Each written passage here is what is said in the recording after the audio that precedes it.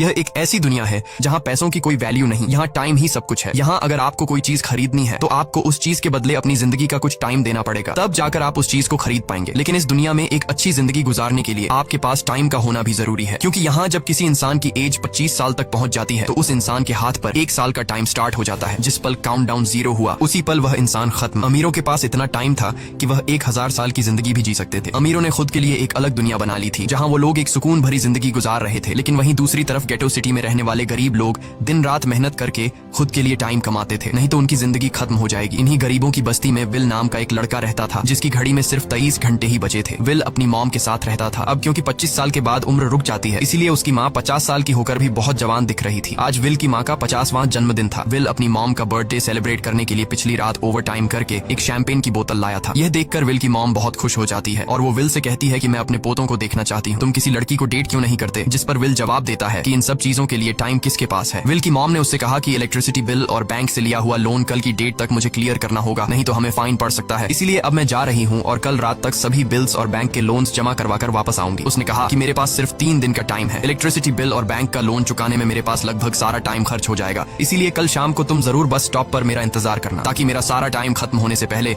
मैं तुमसे कुछ टाइम ले सकूं। इस पर विल ने कहा ठीक है, मैं टाइम पर पहुंच जाऊंगा। जाने से पहले विल की माँ विल के हाथ को छूकर उसकी बॉडी में 30 मिनट ट्रांसफर करती है ताकि विल अच्छा नाश्ता खरीद कर खा सके। इसके बाद दोनों अपने अपने काम पर निकल गए। रास्ते में विल के पास एक छोटी बच्ची आती है। वो विल को एक कैप्सूल देकर विल से उसका थोड़ा सा टाइम मांगती है। विल मुस्कुराते हुए उस छोटी बच्ची को कैप्सूल में अपनी जिंदगी का 5 मिनट का टाइम दे देता है और वह चली जाती है। यहाँ हमें पता चलता है कि यह लोग अपने टाइम को एक कैप्सूल में स्टोर भी कर सकते हैं, जिससे यह लोग कभी भी यूज और ट्रांसफर कर सकते हैं। इसके बाद विल काम के लिए फैक्ट्री पहुंच जाता है। काम शुरू करने से पहले वह कॉफी लेने जाता है, लेकिन वहाँ वह देखता है कि हर एक चीज का दाम डबल हो गया है। जहाँ पहले कॉफी 2 मिनट की मिलती थी, अब उसका प्राइस डबल होकर 4 मिनट हो चुका है। यहाँ पर कभी भी किसी चीज का भी दाम बढ़ा दिया जाता है बिना किसी अनाउंसमेंट के। ये बात विल को बहुत बुरी लगती है। मजबूरी में विल ने भी कॉफी के लिए अपनी जिंदगी के 4 मिनट पे किए और काम पर लग गया। दिन भर के काम के बाद रात के वक्त विल अपने दोस्त के साथ एक बार में जाता है। विल का दोस्त 1 नंबर का शराबी था। वह हर वक्त शराब के नशे में टली रहता। विल का दोस्त विल को इशारे में बताता है कि वह आदमी सबको फ्री में दारू पिला रहा है और उसके पास बहुत ज्यादा टाइम है। ये सुनकर विल ने जब उस आदमी की तरफ देखा तो उसे चारों तरफ से लड़कियों ने घेरा हुआ था। विल की जब उस आदमी की घड़ी पर नजर गई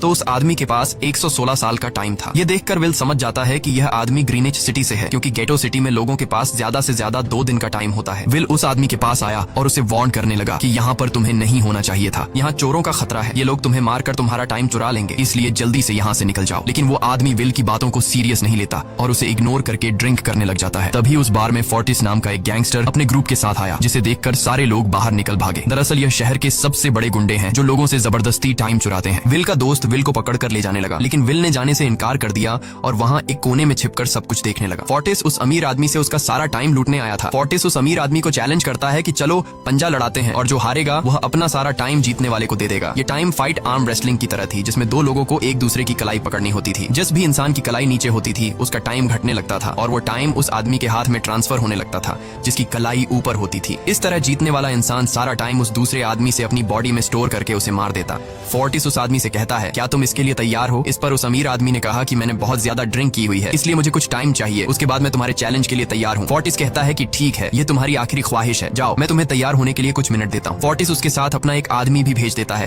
ताकि यह भाग न सके। वो अमीर आदमी बाथरूम में आकर बहुत ज्यादा उल्टियां करने लग जाता है क्योंकि उसे काफी चढ़ गई थी, इसलिए अगर वो इस हालत में फोर्टिस से पंजा लड़ता तो इस अमीर आदमी का हारना कंफर्म था। तभी विल वहां पर आ जाता है। वो फोर्टिस के आदमी को मारकर उस अमीर आदमी को अपने साथ उस जगह से बाहर निकाल लेता है और उसे फोर्टिस से बचाकर एक सेफ जगह पे ले आया। विल ने उस अमीर आदमी से कहा कि मैंने तुमसे कहा भी कि तुम्हारी जान को खतरा है, तुम जानबूझकर अपना टाइम क्यों बर्बाद कर रहे हो? वो आदमी विल को अपना नाम हेनरी बताता है और वो विल से पूछता है कि तुम्हारी उम्र कितनी है? विल ने बताया 28 साल। हेनरी ने कहा मेरी उम्र 105 साल है और अब मैं जिंदगी से थक चुका हूँ। मैंने अपनी लाइफ में हर एक चीज का मजा लिया है और अब मुझे इस जिंदगी की जरूरत नहीं है, मैं जीना नहीं चाहता। ये सुनकर विल ने हैरानी से पूछा आखिर तुम कहना क्या चाहते हो? इस पर हेनरी ने कहा लगता है तुम अब तक हकीकत से अनजान हो। क्या तुमने कभी सोचा है कि इस दुनिया में अलग अलग टाइम जोन्स क्यों बनाए गए हैं? आखिर क्यों तुम्हारे टाइम जोन गेटो में किसी भी वक्त चीजों के दाम और टैक्स बढ़ा दिए जाते हैं? दरअसल